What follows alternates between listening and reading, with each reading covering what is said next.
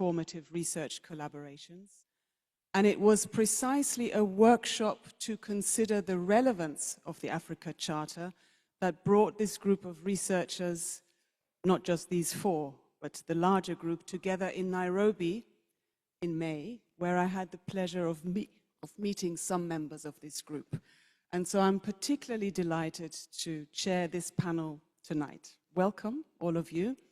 You will hear from four researchers who will introduce their research projects to you briefly, all beginning with an image that captures the essence of the research or the findings that they've generated. Each speaker has only 5 minutes, unfortunately. We don't have so much time, and I've been told that I must be strict with timekeeping. So, without further ado, I would like to invite the first speaker, Daniel Ikenna Molobe. He's a public health consultant and researcher from Nigeria who has worked with both local and international organizations, has wide-ranging experience in the development of social interventions for children and young people, in particular in the areas of drug abuse prevention, reproductive health and HIV/AIDS, and migration programs.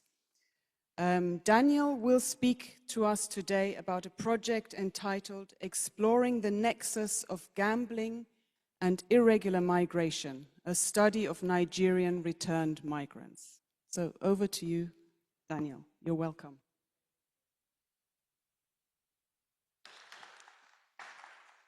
Thank you very much. Our research in Nigeria focused on the Nigerian returned irregular migrants. Those irregular migrants are those of asylum seeking, fake documentation, visa overstays, victims of human trafficking, smuggled migrants. So those are undocumented migrants that we studied. So we were able to look at gambling in pre-migration, that is before they migrated, then during migration in the host country, and post-migration, gambling post-migration, that is when they returned. And we also looked at the countries that they traveled. Most of them traveled within the African countries like Libya, Morocco, Algeria, then those that traveled to Europe and also Asia.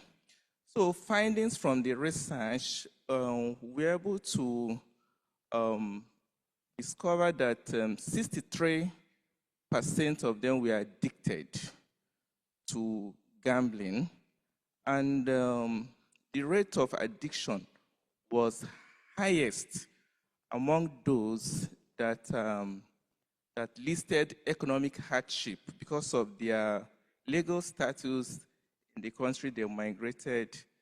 They were not able to find jobs, so for survival strategy, they engaged in gambling. So the gambling addiction was high among those that listed economic hardship. We also have those other reasons for them to engage in gambling. Some of them mentioned psychological distress, isolation, structural vulnerability like legal uncertainty, and for fun, recreational factors as well. And also, the findings also showed that some of them reported trauma-related symptoms. I think we have 77% of them that reported trauma-related symptoms. And among those 77, 29% of them reported reactivity response, such as panic attack and anxiety. And we have 29% of them that reported negative cognition or mood disturbance, like depression and suicide thought.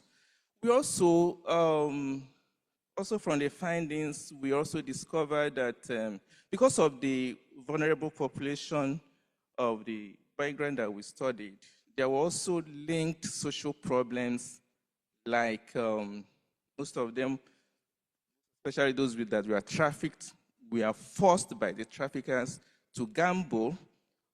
In some cases, the traffic victim choose between prostitution, choose gambling instead of prostitution, without knowing they are also harm in gambling. And also the environment exposed them to substance use. So some of them were influenced to use substances.